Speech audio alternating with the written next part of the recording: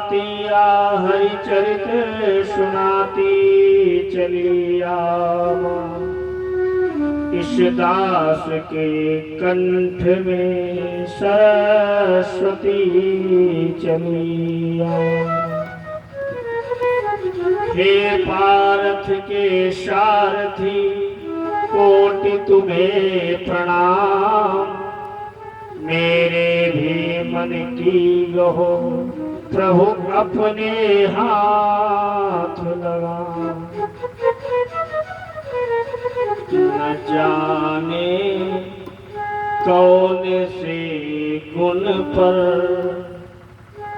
न जाने कौन से गुण पर दयानिधि रीझ जाते हैं।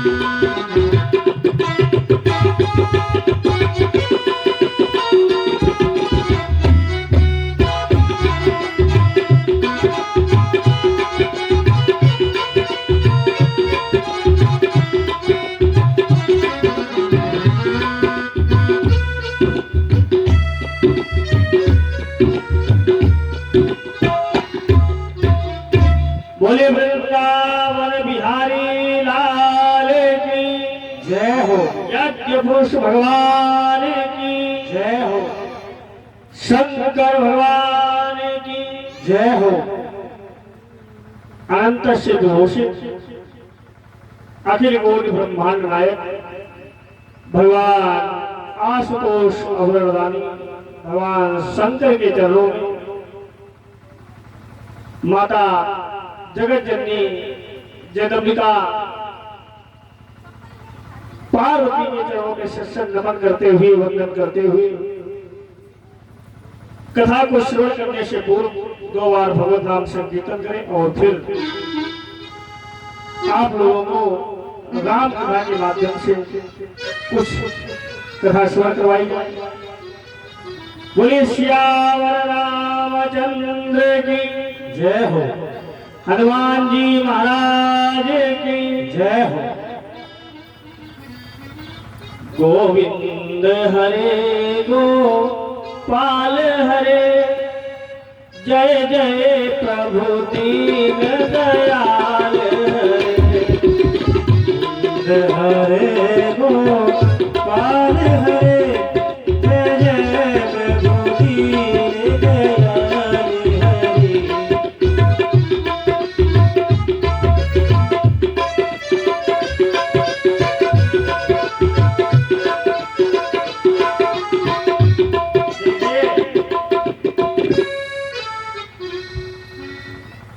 ये धर्म मंच है और इस पर से भगवान की पावन कथाओं को भगवान के चरित्रों को श्रवण करवाया जाता है। ये कोई टीवी सीरियल नहीं है और ना कोई सिनेमा हॉल है जिस पर बड़े पर्दे पर सास बहू का सीरियल चल रहा है अथवा कोई फिल्म चल रही है। कथा में संकीर्तन का श्रीमद् भागवत महापुराण में लिखा हुआ है यत् फलम नास्ति तपस्या न योगेन समाधिना। जो फल तपस्या करने से समाधि लगाने से प्राप्त होता है वो मालूम कलियुग में कैसे प्राप्त होता है। यत् फलम नास्ति तपस्या न योगेन समाधिना तत्फलम लभते सम्यक कलव केशव कीर्तन। जय जय। केवल भगवान का कीर्तन करने से प्राप्त होता है। तो संकीर्तन बड़ी ही तन्मयता के साथ में करना चाहिए, आलस्य से परिपूर्ण होकर के नहीं, आलस्य को दूर करते हुए। गोविंद हरे गोपाल हरे जय जय प्रभु दीन दयाल हरे। हरे गोपाल हरे जय जय प्रभु दीन दयाल हरे। हरे गोपाल हरे जय जय प्रभु दीन दयाल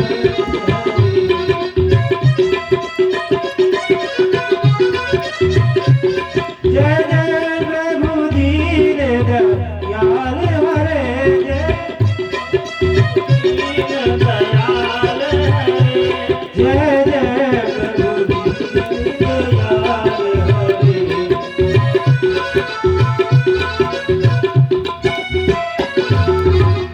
बोले वृंदावन बिहारी लाल की जय हो। यज्ञ पुरुष भगवान की जय हो।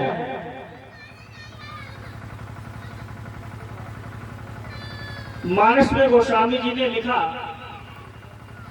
कि परिहित सरिस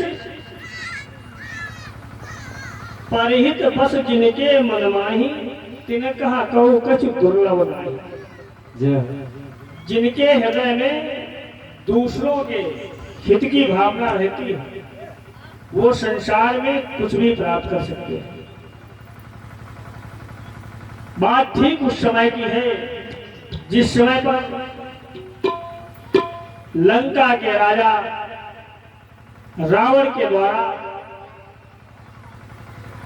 जगत जननी माता जानकी का हरण हो चुका है और मर्यादा पुरुषोत्तम भगवान श्री राम नर लीला करते हुए देखिए माता जानकी का हरण हुआ और भगवान उनके वियोग में, उनकी खोज में इस प्रकार से रोते हुए चिल्लाते हुए भटक रहे हैं, ऐसी नरीला कर रहे हैं कि देखने से ये मालूम पड़ता है कि ये भगवान नहीं हो सकते। जिस समय पर भगवान ने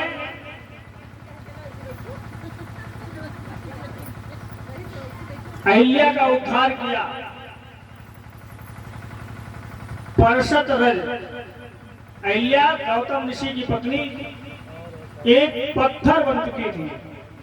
विश्वामित्र के कहने से भगवान ने अपने चरणों की रज प्रदान की और वह फिर से जो है अपने अहिल्या स्वरूप को पत्थर से नारी बनी।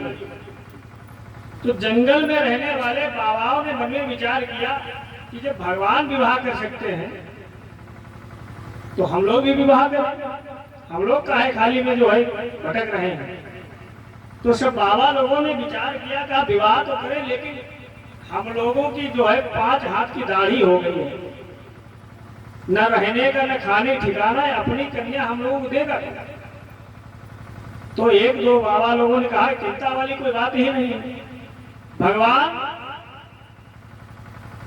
पृथ्वी पर अवतरण हो चुके हैं और उनके लात लगाने से, उनकी चरणों की रज से पत्थर की जो है वो नारी बन सकती है। तो फिर हम लोग भी एक शिला को नारी के रूप में परिवर्तित करेंगे और भटकते हुए भगवान आ ही रहे 14 वर्षों के लिए, उनसे पैर लगवा लेंगे, बढ़िया सुंदर नारी बन जाएंगे। भगवान ने मन में विचार किया। अब बाबा लोगों ने क्या किया, सत्संग करना बंद कर दिया और सब एक शिला को लेकर के, पत्थर को लेकर के उसको जो है छेनी हथौड़ी से नारी के रूप में बनाना शुरू कर दिया। भगवान ने मन में विचार किया, अरे ये तो बहुत गलत संदेश चला गया, कुछ ऐसा करना चाहिए जिससे इनकी ये मन की भावना दूर हो। तुरंत ही ऐसी लीला की कि अपनी पत्नी माता जानकी का हरण हो गया, और जब जानकी जी का हरण हो गया तो भगवान रोते बिलखते हुए जा रहे हैं। हे खग मृग हे मधुकर श्रेणी, तुम देखी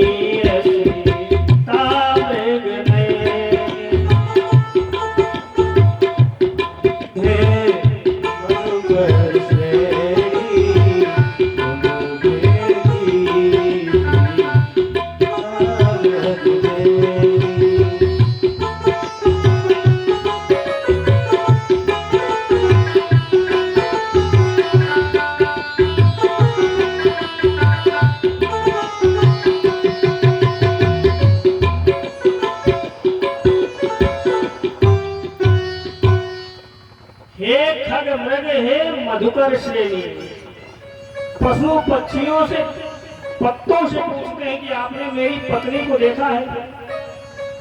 बाबा जी लोगों ने जब ये दशा देखी तो कहा क्या पत्नी के वियोग में रोना भी पड़ता है। तो बाबा लोगों ने कहा भगवान रो रहे हैं तो हमको भी रोना पड़ेगा। अरे तुरंत ऐसा पत्थर फेंक दिए, कहा ऐसा विवाह करने से क्या फायदा जिसमें रोना पड़े। तुरंत विवाह का भ्रम उनका दूर हो गया। आज भगवान माता जानकी की खोज करते हुए जंगलों में भटक रहे हैं और इधर लंका का राजा रावण माता जानकी को अपने पुष्पक विमान पर बिठा करके लिए जा रहा है। माता जानकी चिल्ला रही है, हा राम की ध्वनि मुख से कर रही है। कोई बोलने वाला नहीं हुआ, लेकिन इतने में देखिए हमारे शास्त्रों में 2 इतिहास हैं, एक महाभारत और दूसरा है रामचरितमानस, रामकथा। और दोनों में सेम एक जैसी ही घटना घटित हुई। महाभारत के सबसे बड़े पात्र हैं पितामह भीष्म और राम कथा के सबसे निम्न पात्र हैं जटायु जी महाराज। लेकिन अंतर इतना है कि महाभारत काल में द्रौपदी की लाज टूटती रही और पितामह भीष्म बैठे बैठे देखते रहे। और जटायु जी महाराज युद्ध के मैदान में आ गए। तो इसलिए सुनने में सबसे श्रेष्ठ अगर कोई इतिहास है तो वो राम कथा इतिहास। जटायु जी महाराज ने जैसे ही माता सीता की आर्त स्वर को सुना, गीत राज सुनी आरत वाणी, रघुकुल तिलक नारी पहचान। जैसे ही देखा कि ये तो राजा दशरथ के की वधू है, पुत्र वधू है। तुरंत ही जटायु जी ने उड़ान भरी और आवाज लगाई कि सीते पुत्री करनी करसी जहन का करी हूँ जा तू दान करना सा।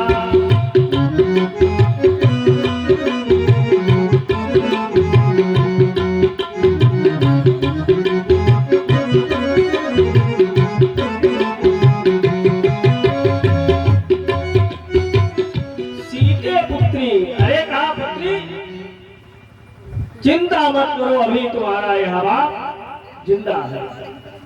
देखिए रावण बहुत बड़ा बलवान है। मैंने कल ही आपको बताया था कि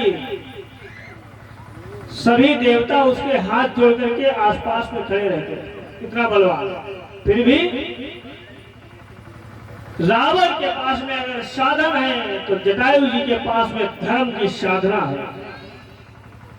कैसे सन्मुख हुए जटायु, जबकि शत्रु सबल था, क्योंकि गीधराज के जीवन में भी आत्मबल प्रबल था। जटायु जी महाराज रावण की टक्कर के नहीं है, फिर भी रावण को आवाज लगा दी, अरे दुष्ट कहां भागा जा रहा है, रुक जाओ। रावण ने जैसे ही आवाज सुनी तो रावण को इससे पहले कोई ललकार देने वाला मिला ही नहीं था। रावण ने मन में विचार किया, ये कौन सा व्यक्ति ऐसा है जो हमसे युद्ध की घोषणा कर रहा है। मन में विचार करता है, हो सकता है मैना पर्वत हो। लेकिन जैसे ही जटायु जी सामने पहुंचे, रावण ने देखा कि अरे ये तो जो है एक छोटा सा पक्षी है, ये हमारा क्या कर रहे हैं। जटायु जी महाराज पहुंचे और कहा, रावण तुमको ये ज्ञात नहीं है, यह भारतवर्ष है, ये तुम्हारा देश, तुम्हारी लंका नहीं है। भारतवर्ष की ये मर्यादा है कि भारतवर्ष का बाप कितना भी बूढ़ा हो जाए, लेकिन किसी की मजाल क्या है।